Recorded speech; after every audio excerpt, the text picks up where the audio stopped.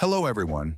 Today I'm going to share with you a powerful story about courage, integrity, and justice. It's about a woman, Isabel Carter, who faced an unimaginable injustice simply because of her race and her position in society. What seemed like a routine traffic stop quickly escalates into something much darker when two police officers decide to abuse their power, leading to an arrest that would change everything. But what they didn't know was that the woman they targeted was not just any citizen. Isabel is the deputy director of the FBI, and her story will make you rethink everything about how we fight against corruption and racial discrimination. This video is not just about one woman's battle. It's about a fight for what's right, for accountability, and for ensuring that no one, no matter their status, is above the law.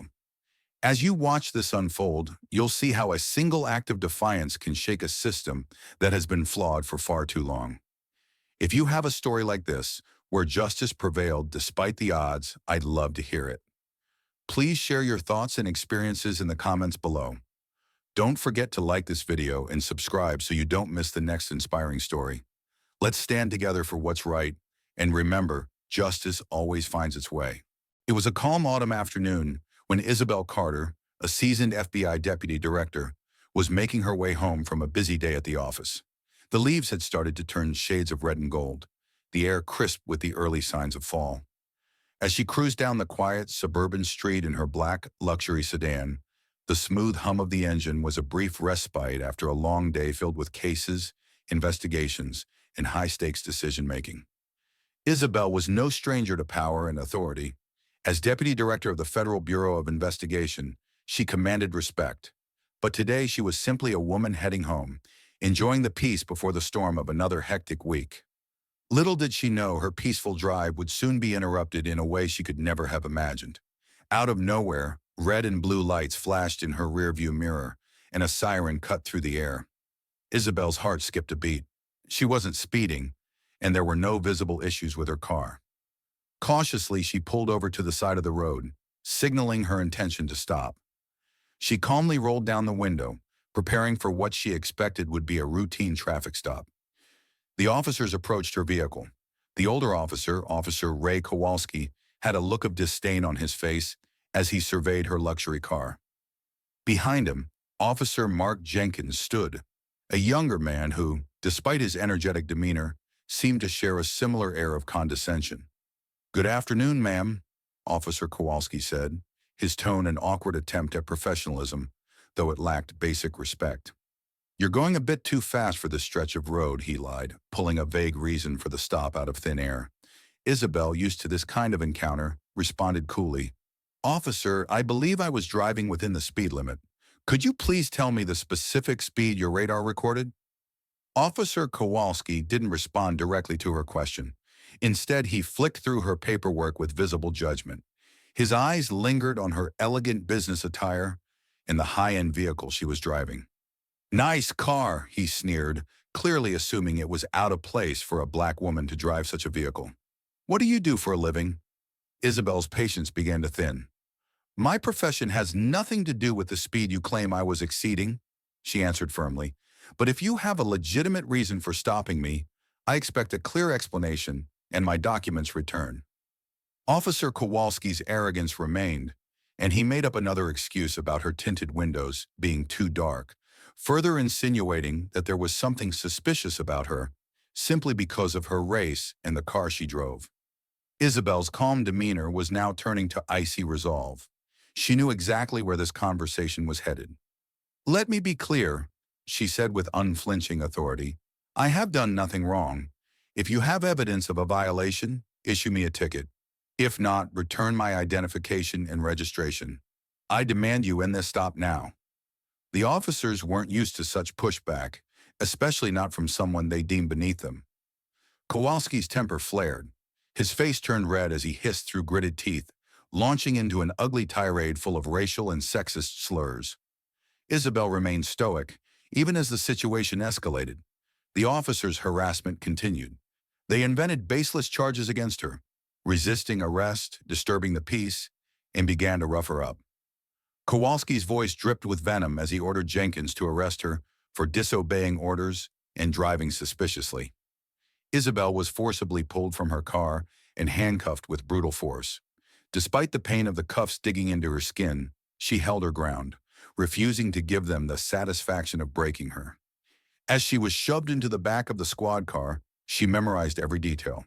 The officers' faces, the car number, the time, the place. Isabel was no ordinary citizen. She had been trained for high-pressure situations and had the fortitude to face this injustice head-on. She knew she would get her justice, but she would have to play the long game. The ride to the local police station was filled with mocking laughter from the officers. They were oblivious to the magnitude of the mistake they had made, thinking they were dealing with a simple woman they could humiliate at will.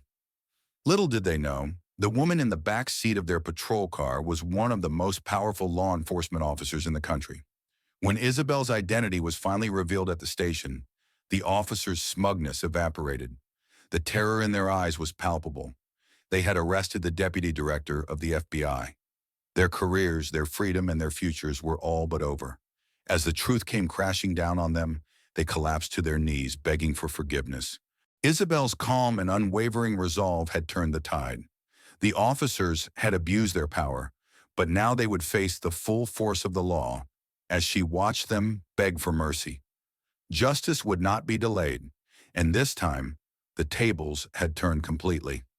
It was an ordinary evening in October when Isabel Carter, a respected deputy director of the FBI, found herself in an extraordinary situation. After a long day of strategy meetings and briefings at the FBI headquarters, she was headed home, her mind still replaying the details of the day's most urgent cases. As she drove through the peaceful suburban streets, she savored the moment of quiet, the only noise being the soft hum of the car's engine.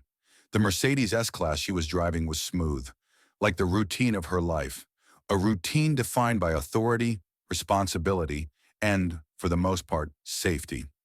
But little did she know, her peace would be shattered in the most unexpected and unjust way. Isabel was an African-American woman in her 40s, one of the highest-ranking officials in the Federal Bureau of Investigation. Her position demanded authority, and she was a woman known for her resilience, sharp mind, and no-nonsense approach. Her clothing that evening, a professional yet understated business suit, matched the persona she had built over the years: successful, powerful, and dignified. But on this night, Isabel was about to be targeted for no other reason than the color of her skin and the car she drove. As she rounded a corner, the sound of a police siren suddenly pierced the air, followed by the flashing red and blue lights in her rearview mirror. Isabel frowned, confused. She wasn't speeding, and there was nothing out of the ordinary about her driving. Still, as a seasoned law enforcement officer herself, she knew the drill.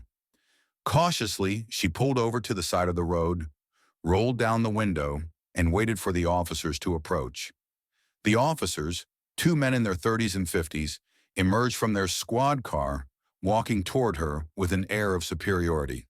The older officer, Officer Ray Kowalski, was stocky and had a look of discontent on his face, his eyes scanning her luxury vehicle as though he had already decided she didn't belong behind the wheel.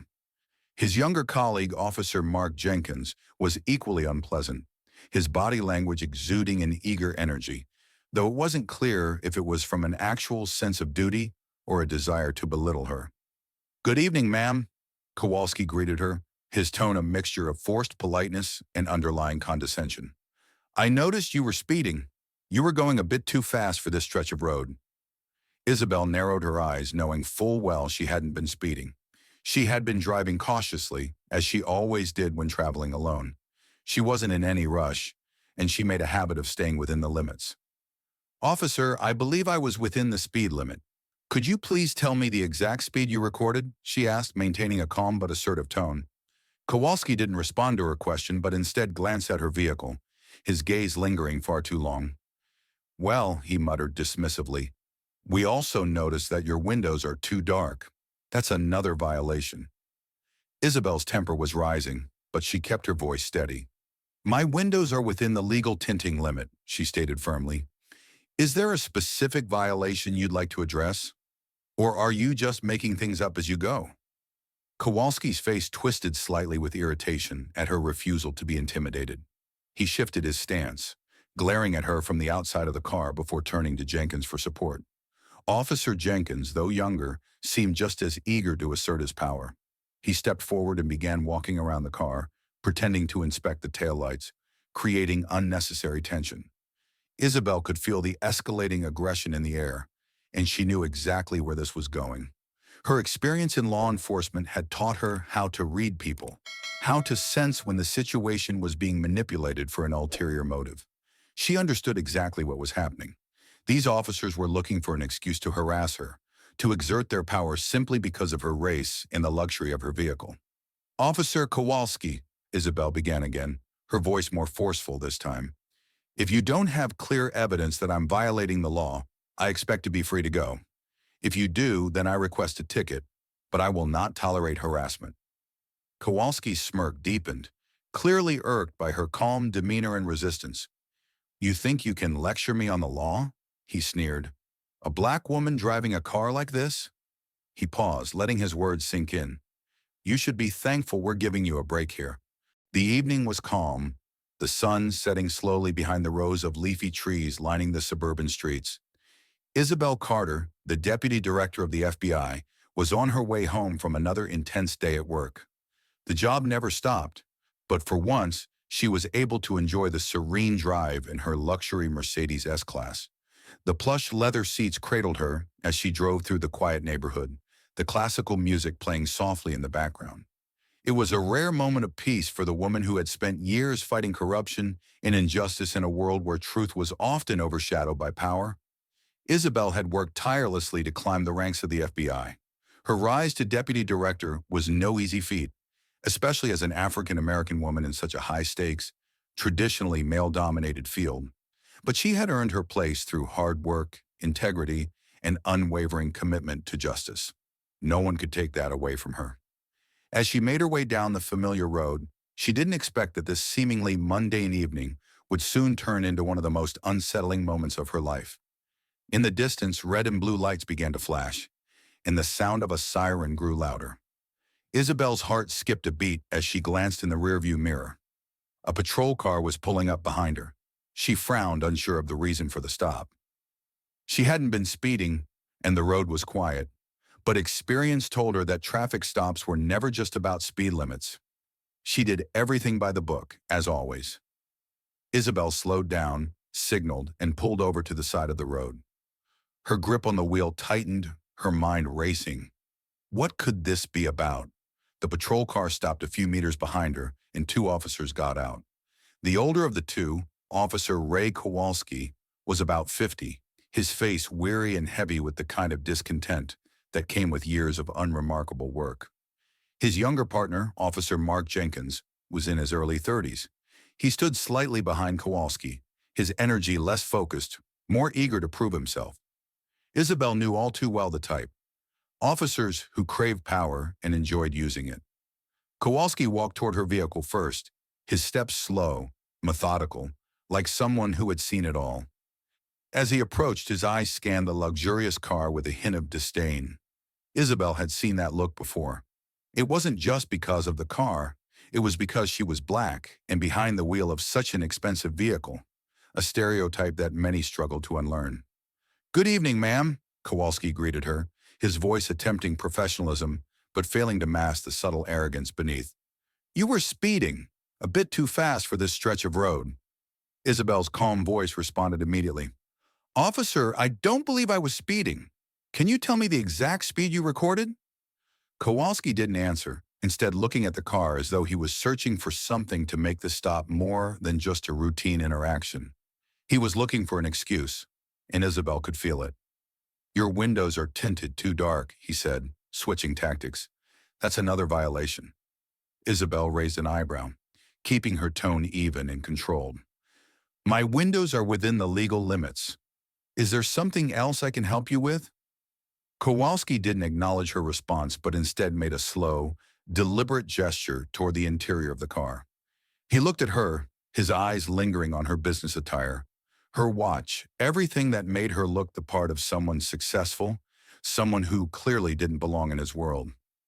"What do you do for a living, ma'am?" he asked, the question itself already loaded with disdain. Isabel held his gaze steadily. She wasn't intimidated. "I work in law enforcement," she said, keeping her words simple and factual. "But my profession has nothing to do with the reason you stopped me. Can you give me a specific reason for this stop?" Kowalski ignored her question and continued to scan the vehicle. Officer Jenkins, meanwhile, walked around the car, pretending to inspect the taillights. But it was all an act. Isabel could sense the tension building as the two officers clearly tried to manufacture an excuse for their behavior. She could feel the underlying animosity, the assumption that she didn't belong in her car, that she wasn't the type to own something so luxurious without some form of illicit activity. Kowalski's voice dropped, lowering to a tone that was far less professional. "You know," he said, "luxury cars like this, driven by people like you, look suspicious. Could be drugs, maybe. A little something on the side?" His words were meant to provoke, to instill fear and submission. Isabel's face remained impassive. "I'm not here to play games, officer," she replied. "You have no evidence of any wrongdoing, and you have no right to harass me. If you can't issue me a ticket for a legitimate violation, I expect you to return my papers immediately." Her firm refusal seemed to annoy Kowalski. He glared at her with simmering anger before leaning in closer to her window, his voice now tinged with the frustration of being challenged. "You think you can talk to me like that?" He was no longer pretending to be polite. "A black woman like you? Driving a car like this, alone at night?" The words stung, and Isabel felt the hot rush of anger. She knew this wasn't just about a traffic stop. This was about power, race, and control. She could sense the shift in the air, the way these officers were treating her not as a law-abiding citizen, but as someone who didn't belong in their world. Kowalski's voice grew louder, and that's when he made his fatal mistake. "I'll tell you what, lady," he sneered. "You help us out here, and maybe we'll let you go. A little something under the table, you know? It'll save everyone the hassle. You don't want to get a ticket, do you?" The moment the words left his mouth, Isabel's stomach clenched. The blatant attempt at extortion was something she had never expected to face directly, but she had been trained for moments like this. The situation was clear now. They weren't going to let her go without trying to extract something from her. "I would never bribe you," Isabel said, her voice cold and unwavering. "If you have a legitimate reason for this stop, then you'll give me a ticket. If not, I demand you return my papers and let me go." Kowalski's expression twisted with anger. He had expected her to be afraid, to cower under his threat. But Isabel didn't back down. She had too much self-respect and too much to lose to let this go unchecked. "Arrest her," Kowalski barked, his voice rising. "She's resisting. Put her in the car." The officers roughly pulled her from the vehicle. Isabel knew what was happening. This wasn't a legal arrest. It was a personal attack on her dignity. As Officer Jenkins twisted her arm and forced the handcuffs on, she winced, but she didn't resist. She couldn't let them use more force than necessary, but she also wouldn't back down. Inside the patrol car, Isabel's mind raced.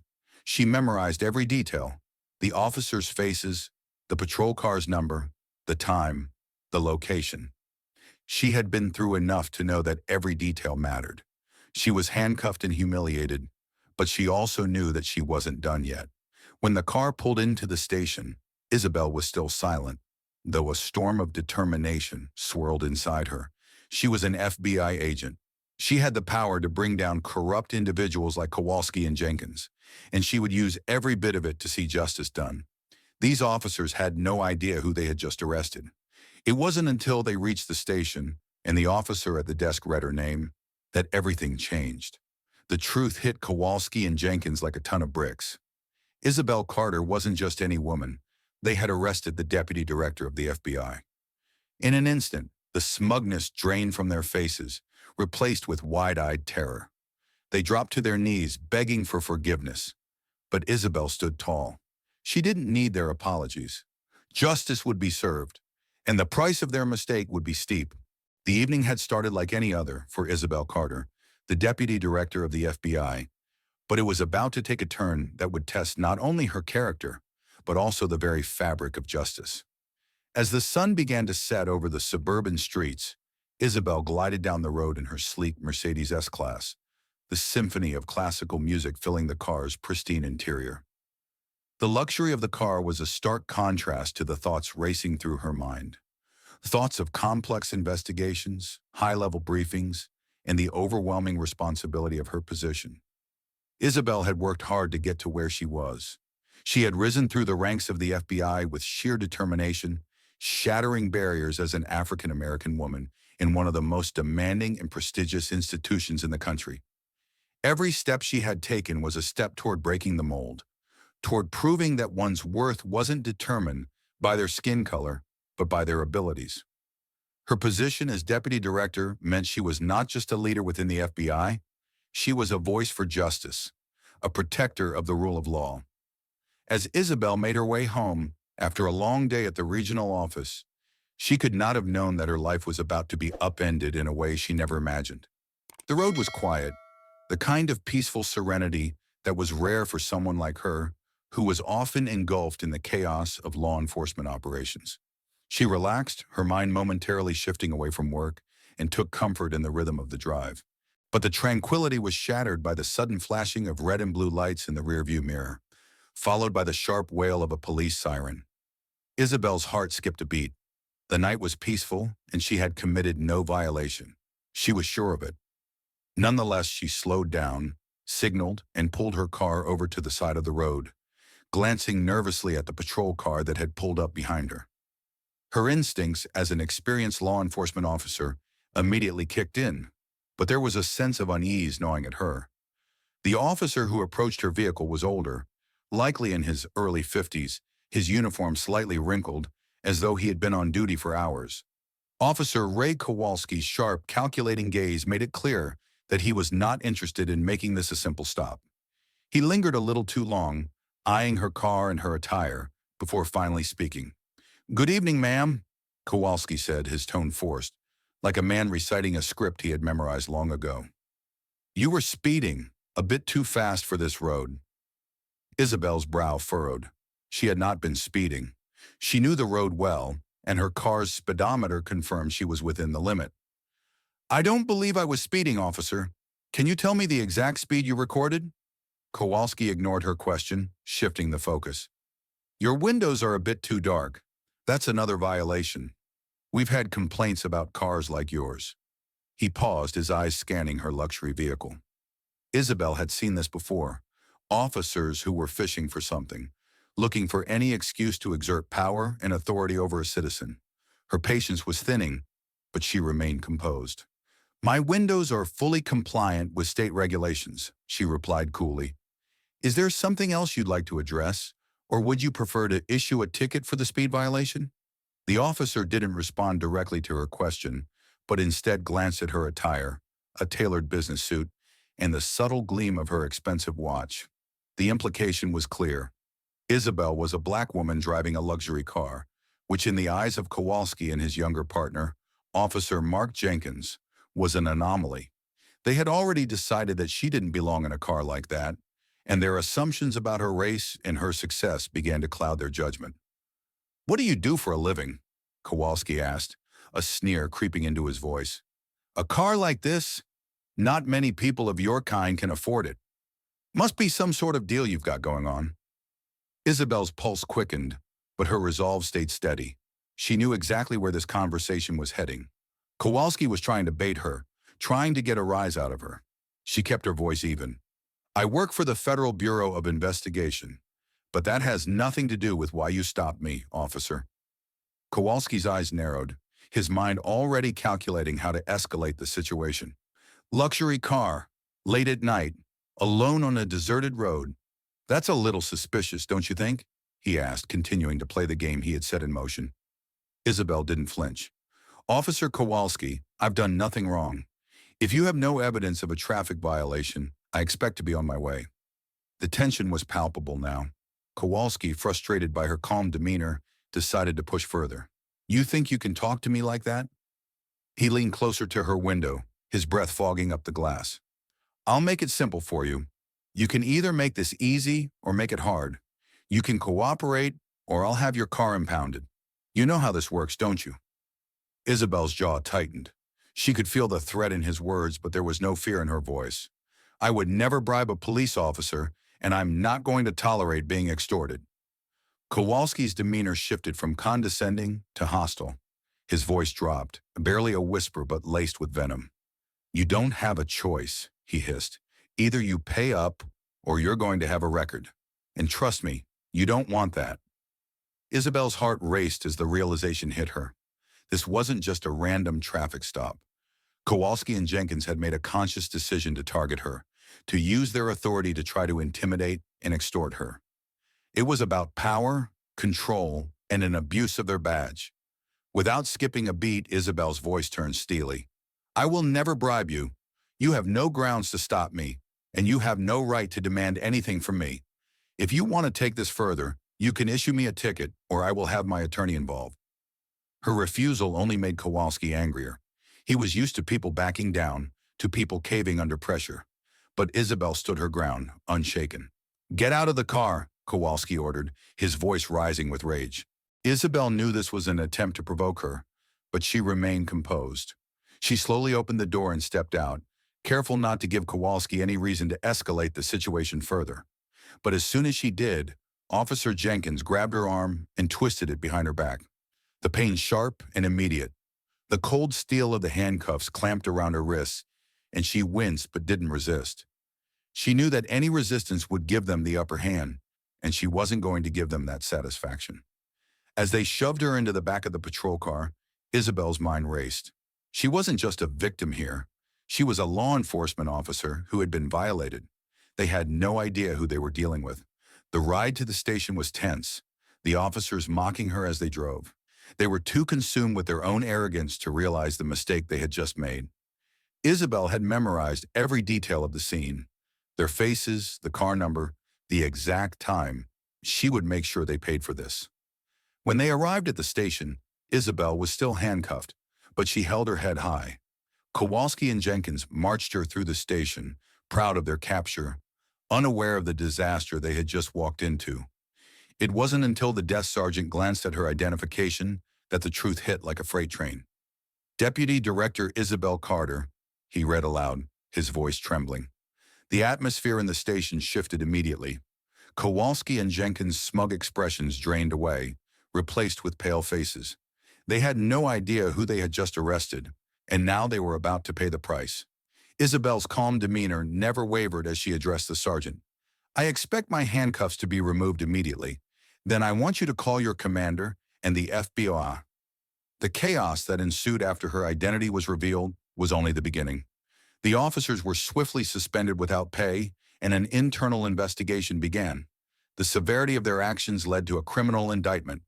Kowalski and Jenkins were charged with civil rights violations, extortion, and abuse of power. They would never wear a badge again. For Isabel, the victory was bittersweet. The justice system had worked, but the corruption she had encountered left her feeling disgusted. However, she knew that this case would serve as a lesson, not just for the officers, but for everyone who thought they could abuse their power. No one, no matter their position, was above the law. Isabel Carter, Deputy Director of the FBI, never anticipated that the quiet evening drive back from work would take a dangerous and infuriating turn. As the sun began to dip below the horizon, painting the sky with hues of orange and pink, Isabel sat behind the wheel of her luxurious Mercedes S-Class. The music of a classical symphony played softly in the background, offering her some much-needed relaxation after a long day at the office. The drive through the peaceful suburban streets was a welcome reprieve, far from the high-pressure, fast-paced world of federal investigations and classified operations she was used to. But the calm evening was quickly shattered as the familiar red and blue flashing lights of a police siren appeared in her rearview mirror. Isabel's heart sank. There had been no reason for her to be stopped. She hadn't been speeding, and there were no other traffic violations to speak of. As a seasoned law enforcement officer herself, she knew the protocol and the rules of engagement in such situations. But something about this stop felt off from the start. With steady hands, Isabel signaled and slowly pulled over to the side of the road, ensuring her car was parked safely. She turned off the engine and rolled down the window halfway, waiting for the officer to approach. She observed the patrol car, a classic old model that didn't seem to belong in a community like this one, and saw the two officers step out. The older officer, who appeared to be in his early 50s, had a look of exhaustion and discontent on his face, as though he had already had a long day. His name tag read Officer Kowalski. Behind him, a younger officer, Officer Jenkins, probably in his late 20s, moved with a nervous energy that betrayed his inexperience.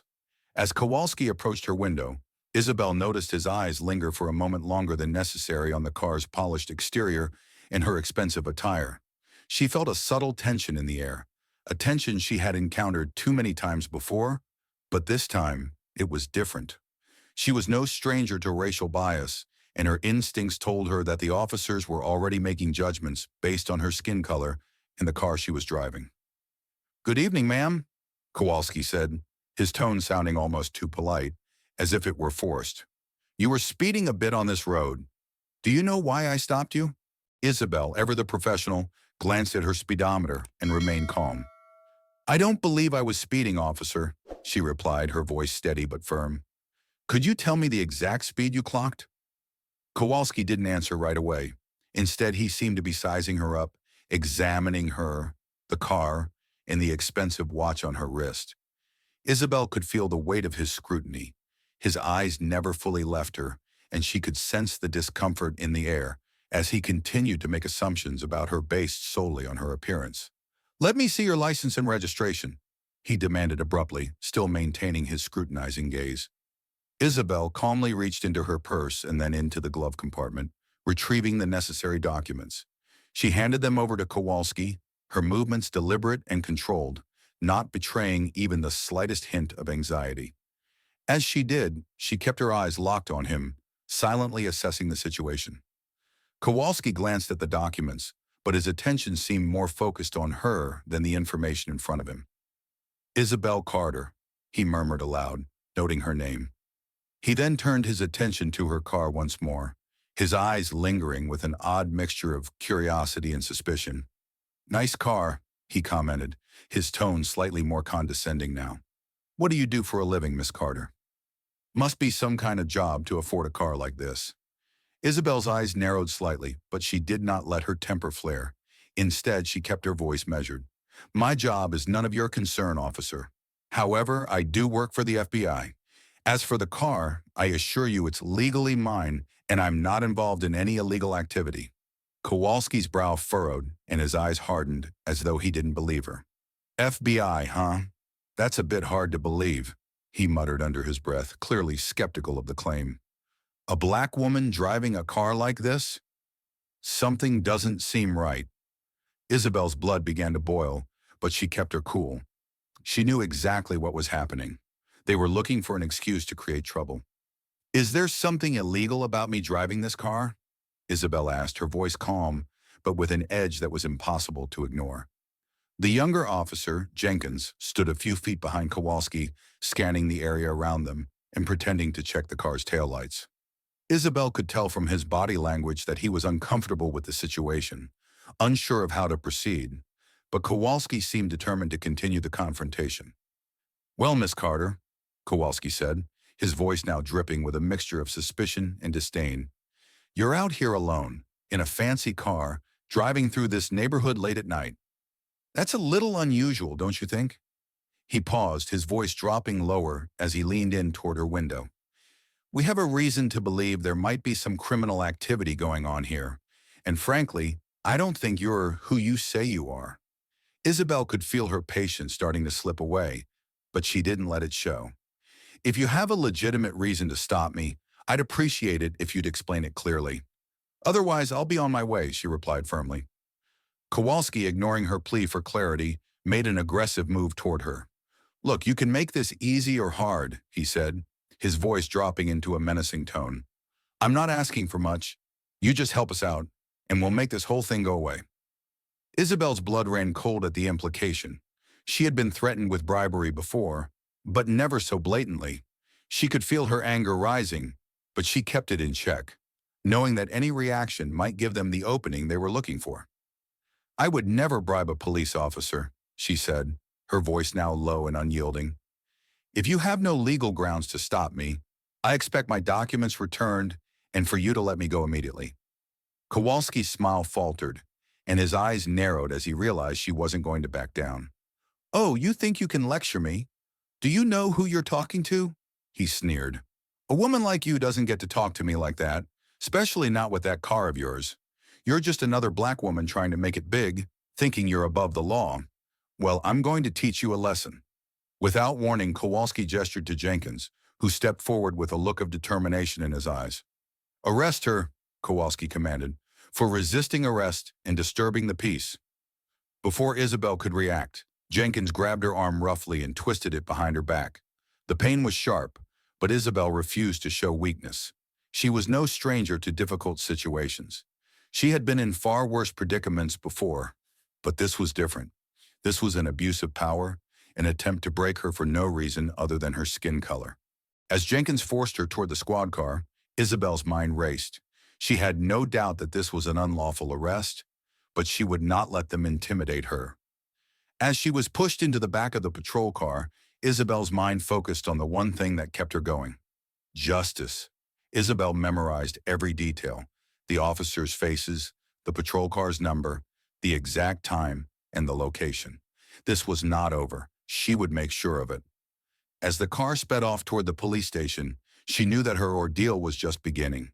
But one thing was for sure: she was going to make sure they paid for what they had done. At the station, Kowalski and Jenkins continued to taunt her as they escorted her inside, unaware of the storm they had just unleashed. When Isabel's identity was revealed at the station, the atmosphere in the room shifted drastically. The smugness in Kowalski and Jenkins's faces turned to terror as they realized they had arrested one of the most powerful women in law enforcement. "Deputy Director Isabel Carter?" the sergeant asked in stunned. "Oh my God!" The room went silent as Kowalski and Jenkins dropped to their knees, begging for mercy. But Isabel didn't flinch. The damage was done, and they were about to pay for it. The evening sun was beginning to set, casting a warm golden hue over the streets of a quiet suburban neighborhood. Isabel Carter, Deputy Director of the FBI, was driving home after a long day of meetings and investigations. As she maneuvered her sleek black Mercedes S-Class along the peaceful road, the symphony of her favorite classical music playing softly in the background, she felt a sense of calm after a hectic day. The drive was uneventful, a welcome change from the chaos of her work. Little did she know this serene moment would soon be shattered. Suddenly, the familiar flashing lights of a police siren appeared in her rearview mirror. Isabel's calm demeanor faltered, and she instinctively checked her speedometer. She hadn't been speeding, and there was nothing illegal about her driving. Still, she knew the drill. As a seasoned law enforcement officer herself, Isabel was well versed in the protocol. She signaled and pulled her car to the side of the road, keeping her movements smooth and controlled. She watched as the patrol car rolled to a stop behind her, and two officers got out. One was older, in his mid-50s, with a tired expression and a sense of superiority. His name tag read Officer Kowalski. The other officer, younger and more energetic, had a look of eagerness mixed with naivety. This was Officer Jenkins, who appeared to be in his late 20s, and from the way he was scanning the scene, Isabel could tell he was likely still new to the job. Officer Kowalski approached her vehicle first, his eyes scanning the car, and Isabel with a subtle but noticeable judgment. Isabel had been stopped countless times during her years as a law enforcement officer, but this felt different. She could sense that these officers were not acting based on a genuine reason. Kowalski's expression seemed to change when he saw the luxury car she was driving. His eyes lingered just a little too long. "Good evening, ma'am," Kowalski said in a tone that was almost too polite, but there was an underlying arrogance to it. "You were speeding back there. Do you know how fast you were going?" Isabel, who knew she hadn't been speeding, kept her tone calm and professional. "I don't believe I was speeding, officer," she replied. "Could you please tell me what speed you clocked me at?" Kowalski didn't respond immediately. Instead, he glanced at her car again, his eyes narrowing slightly. "I'm not sure," he said, obviously grasping for an excuse to continue the conversation. "But your windows are a bit too dark for this stretch of road. You know, the law requires a certain level of visibility." Isabel, though irritated by the weak excuse, remained composed. "I've checked my car's tinting, and it complies with the state law," she said. "And unless you have evidence of a violation, I'd like to know the exact reason for stopping me. Kowalski's expression hardened, and for the first time, he seemed to lose his false politeness. Well, Miss Carter, he said, emphasizing her last name, a car like this, driven by someone like you, raises some questions. What exactly is a woman like you doing driving such an expensive car on a quiet road at this hour? The question came out in a dismissive tone, but Isabel could hear the underlying prejudices in his words. My job is none of your concern, officer, she responded firmly, but I can assure you that I'm not involved in any illegal activities. Jenkins, sensing an opportunity, moved around the back of the car, looking over her vehicle like he was inspecting a criminal enterprise. Isabel's patience was wearing thin, but she continued to hold her ground. She could feel the tension mounting, but she knew she had to stay calm. Kowalski's eyes roved over her, and his demeanor became more aggressive. Something doesn't sit right here, he muttered, glancing at his partner before returning his attention to Isabel. A black woman driving a car like this, alone, at night, seems suspicious. Isabel felt a surge of anger, but she quickly reined it in. I am doing nothing wrong. If you have a reason to detain me, I would like you to tell me now. Otherwise, I expect my documents returned, and I'll be on my way. Kowalski's eyes narrowed in response. The subtle disrespect he had shown up until now was beginning to escalate, and Isabel could sense that this was no longer about a simple traffic stop. These officers were targeting her, judging her based on nothing more than her skin color and the car she was driving. With a sudden change in his tone, Kowalski leaned in closer to Isabel's window, speaking in a low voice. Look, Miss Carter, he said as if trying to sound friendly but failing miserably. This could all be avoided. You help us out, and we can forget about all these technicalities. You know, help us out, and maybe we can let this slide. The implication was clear. Kowalski was suggesting a bribe. The anger inside Isabel reached a boiling point, but she remained cold and calm. She knew exactly what was happening, and she wasn't going to let it slide. Officer Kowalski, Isabel said, her voice like steel, I will not be bribing anyone. If you have no legitimate cause to detain me, I demand you return my documents immediately and allow me to continue my journey. Kowalski, no longer hiding his frustration, sneered. You really think you can talk to me like that? He then turned to Jenkins, who had been silently watching the exchange, his face showing a mixture of confusion and discomfort. Get her out of the car, Kowalski ordered. We're arresting her for resisting. Isabel knew this was the point of no return. She had to stay calm and avoid escalating the situation further.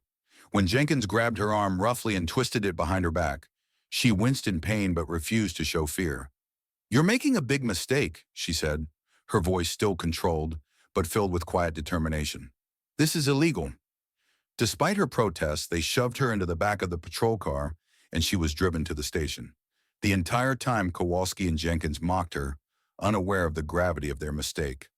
When they arrived at the station, Isabel's identity was about to be revealed, and the world of these two officers would come crashing down. As the patrol car roared through the empty streets, Isabel's mind raced with the realization of how quickly the situation had escalated.